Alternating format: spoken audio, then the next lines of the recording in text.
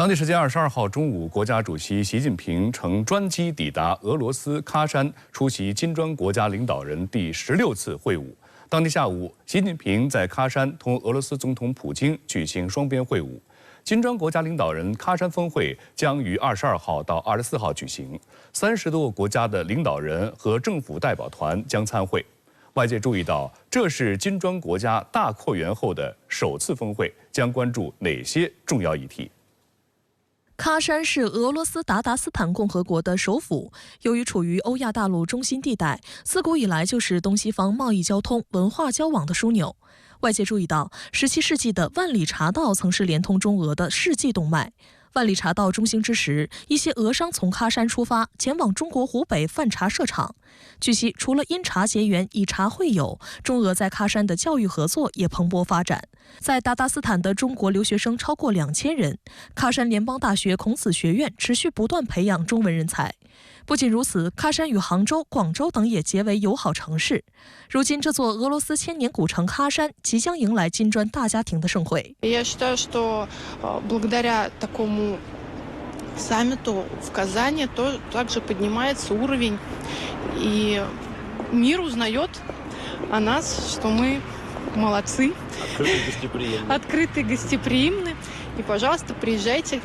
наслаждайтесь нашим городом. 据俄罗斯方面宣布，除成员国领导人，目前已有30多个国家的代表和部分国际组织负责人确认将出席金砖峰会，包括联合国秘书长古特雷斯、土耳其总统埃尔多安、巴勒斯坦总统阿巴斯、巴西前总统兼新开发银行行长罗塞夫等。此前，巴西总统卢拉在家中发生意外，造成枕骨区域受伤。鉴于医疗团队建议卢拉避免长途飞行，他将遵医嘱取消喀山之行，但仍将以视频方式出席。外界注意到，除了沙特阿拉伯此次派遣外长出席峰会外，其他成员国都派出了国家领导人。东道主俄罗斯总统普京在金砖峰会期间，也将频繁举行多个双边会见。当地时间22号，普京和印度总理莫迪于金砖国家峰会期间在喀山举行会谈。当天早些时候，普京还会见了新开发银行行长罗塞夫。随后，按照峰会计划，各国领导人将在喀山市政厅出席非正式晚宴。至于此次金砖峰会重点讨论的议题，外界尤其关注能否成功推出独立于美元的金砖国家支付体系。有分析认为，对俄罗斯而言，保证能源出口收入的安全，摆脱对美元的依赖，寻找有效的替代方案，是俄罗斯金融领域的迫切性问题，也是此次峰会议程的重中之重。因为俄罗斯深受美国金融制裁，他感觉到自己的这个金融安全金融体系受到了西方的威胁，所以俄罗斯急于推出一个金砖国家自己的支付体系。那么这样的一个支付体系一旦成立，它会使国际金融支付体系实现多元化，有利于全球南方国家的金融稳定和金融安全。外界注意到，在去年南非峰会的议程之中，建立金砖国家支付体系就获得很高关注。金砖国家均有意在金砖国家支付工作组指导下，进一步就支付工具展开对话，创建安全和包容的支付体系。俄罗斯财政部长西卢安诺夫9号称，金砖国家正努力开发新的国际支付体系，希望绕过政治化的西方平台，在新技术的基础上实现更快、更便宜、不受外界干扰的外贸交易。他还透露，金砖国家将继续减少美元在相互结算中的占比，转而使用本国货币，并在未来引入数字货币。外界普遍将金砖国家支付体系的推出视为对美元霸权的挑战，目的是通过减少对美元的依赖，为成员国提供更加安全的支付手段，摆脱美元支付网络的掣肘，降低美元货币波动负面的外溢效应。同样值得关注的还有金砖国家如何参与到当前火热的人工智能标准的制定，打造金砖国家人工智能治理框架。关于人工智能的应用那么金砖国家有制定的金砖标准或者金砖安全监管规范，让人工智能它的利好惠及广大全球南方国家，让全球南方国家在这方面的安全性要得到一个保障。外界注意到，此次金砖峰会也是金砖国家大扩员后的首次峰会。今年1月，沙特、埃及、阿联酋、伊朗、埃塞俄比亚正式参与金砖国家合作。金砖成员国数量由5个增加到10个。金砖扩员后，有34个国家通过书面请求表达加入金砖的愿望。而在东道主俄罗斯宣布金砖暂停扩员的消息后，马来西亚、阿塞拜疆仍申请加入。观察认为，众多全球南方国家争相走进融入金砖国家合作机制，更是成为热点。在网友们看来，金砖国家合作机制之所以有吸引力，是因为金砖扩员之后呈现出大市场、大资源、大投资、大潜力的4大特点。数据显示，扩员后的金砖国家集团人口总数约为35亿，占世界人口的45%，意味着这样的市场拥有非常巨大的消费能力。经越南第15届国会第8次会议21号投票表决，越共中央政治局委员、中央书记处常务书记梁强当选新任越南国家主席，任期至2026年，成为1997年以来第1位出身军旅的越南国家主席，也是越南2021至2026年任期内的第4位国家主席。不久前，梁强刚刚访问中国。22号，越南举行了国家主席工作交接。在仪式上，越共中央总书记苏林正式向新任国家主席梁强移交了国家主席各项任务。此前，苏林同时担任越共中央总书记和国家主席2个职位。梁强在交接仪式上强调，将尽力学习、保护、继承和发挥苏林总书记和历届国家领导所取得的成就。此前一天，越南国会以电子投票通过梁强出任新任越南国家主席的决议。投票结果显示，440名与会代表全部投赞成票，占越南国会代表总数91.67%。在就职演说中，梁强承诺增强越南的国防力量，并且推行独立和多边外交政策。他还强调，要维护和加强党内团结，建设一个廉洁、强大、真正的社会主义法治国家。越南政坛有4驾马车之称，指的是越共中央总书记、国家主席、总理、国会主席4个角色。根据越南集体领导制的传统，4驾马车对应的职务往往由4个不同的人分别担任。在此前的2个多月时间里，国家主席一职由越共中央总书记苏林同时担任。上一次出现这种情况是在2018年10月至2021年4月期间，已故越共中央总书记阮富仲同时担任越共中央总书记和越南国家主席。如今，越南政坛全新的4驾马车已全数亮相，并回归1人担任1职的局面，分别是越共中央总书记苏林、国家主席梁强、总理范明正、国会主席陈清明。官方资料显示，梁强现年67岁，出生于越南北部富寿省，1975年参军入伍，当年仅18岁。此后一直在富寿省所属的越南人民军第2军区任职，在这里从基层军官逐步成长为高级政工干部。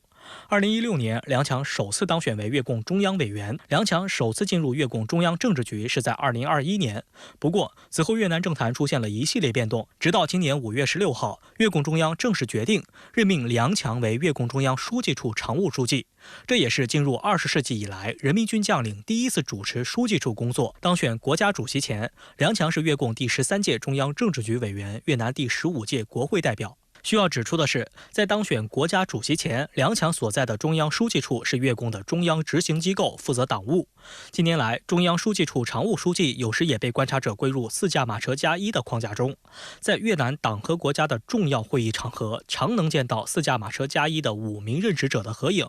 梁强就曾和苏林、范明正、陈清明共同出席极小范围的主要领导人会议，并在越共中央会议上并排就坐主席台。就在当选国家主席前，本月9号至12号，梁强访问中国，期间受到中国最高领导人的会见。梁强在访华期间强调，越中是山水相连的社会主义邻邦，越南十分珍视中方在越民族独立解放时期和社会主义建设进程中向越方提供的宝贵支持，一贯将发展对华关系作为越总体外交的客观需要、战略选择和头等优先。当前，两党两国关系发展强劲，越南将继续同中方一道落实好近年来两党两国最高领导人达成的重要共识，进一步加强两党两国关系，促进各领域各方面交往合作走深走实，更好管控解决分歧，巩固和深化同志加兄弟精神，推动越中全面战略合作伙伴关系和越中命运共同体建设不断取得新成就。美国国务卿布林肯21号开始本轮巴以冲突1年多来对中东地区的第11次访问。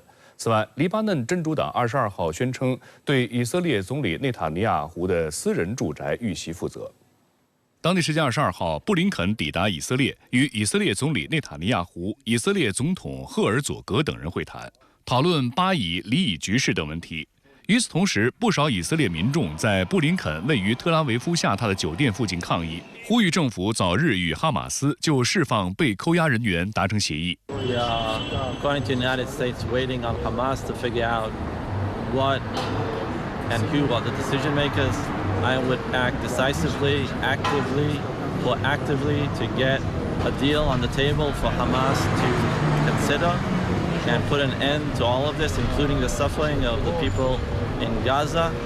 布林肯此次中东之行，打探谁可能接替被以军打死的哈马斯领导人辛瓦尔。眼下，辛瓦尔继任者尚未揭晓，哈马斯似乎无意在停火条件、释放以方被扣押人员等议题上改变立场，停火谈判前景不明。本轮巴以冲突爆发以来，美高官频繁到访中东。布林肯此前开展10次中东之行，但都未取得实质性成果。9月初，美国称加沙停火协议谈成90%，但以色列总理内塔尼亚胡随后否认了这一说法，称停火协议并未接近达成。阿菲夫还宣布，黎巴嫩真主党对此前以色列总理内塔尼亚胡的私人住宅遇袭负责。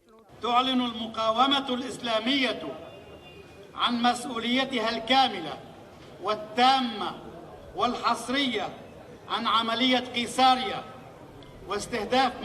منزل مجرم الحرب وزعيم الفاشية الصهيونية نتنياهو。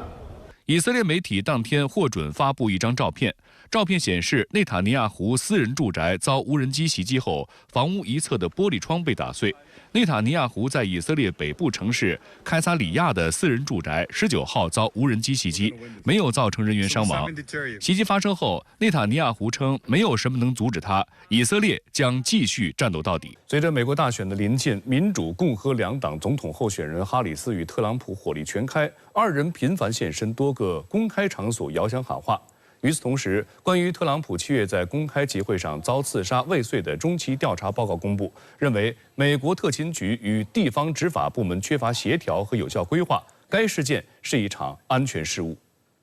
当地时间21号，美国国会众议院调查前总统、共和党总统候选人特朗普今年7月遭未遂刺杀事件的中期调查报告公布。该调查特别工作组称，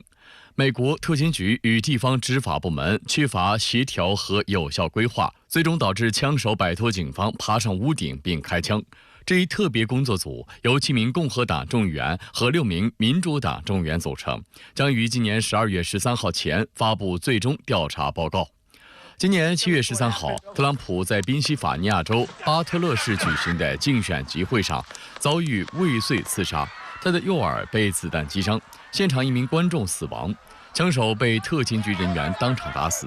而在随后公开的美特勤局执法记录仪画面显示，事发后仍有特勤人员数度奔跑，但仍未快速锁定袭击人目标。这次刺杀未遂事件震惊美国民众，时任特勤局局长被迫辞职。代理特勤局局长罗纳德·罗威此前表示，自7月13号发生针对特朗普的暗杀事件以来，特勤局一直为特朗普和哈里斯提供与总统乔拜登同等级别的保护。罗威还表示，自特朗普卸任以来，他的安保人员比前几任总统都更加可靠。近期，特朗普依旧频繁现身公开场所拉选票。就在2天前，特朗普前往宾夕法尼亚州的一家麦当劳餐厅打工，为其支持者炸薯条。此前，作为其大选竞争对手的民主党候选人哈里斯曾公开表示，自己大学时在快餐店打工。特朗普用此举质疑对手说谎。当天已是哈里斯60岁的生日，特朗普还在现场开玩笑地表示，也许会买些花和薯条以及一个麦当劳汉堡包，祝他生日快乐。哈里斯则在21号回应特朗普的质疑，说自己确实在麦当劳工作过。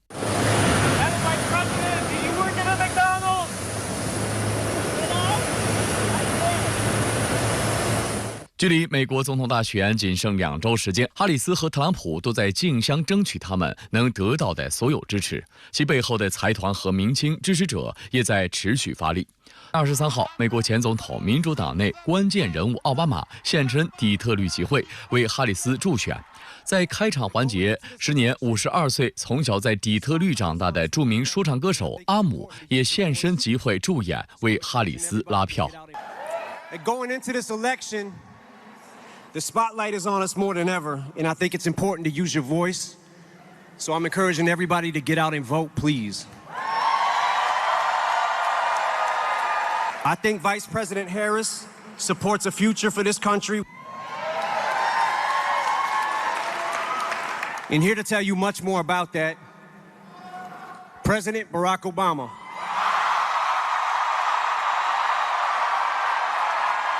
奥巴马在出场后又一段说唱回应阿姆，并将助选哈里斯的现场气氛推向高潮。Now notice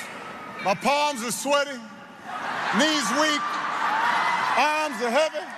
I'm nervous, but on the surface I look calm and ready to drop bombs, but I keep. 同一天，据3名知情人士透露，比尔盖茨最近私下表示，他向一家支持美国副总统哈里斯竞选总统的非营利组织秘密捐赠了约5000万美元。而哈里斯本人则在22号晚间做客美国知名媒体的1对1访谈，在被问及如果特朗普若提前宣布胜选怎么办时，哈里斯未直面回应，而是表示还有2个星期的时间。What is your plan if he does that again in 2 weeks?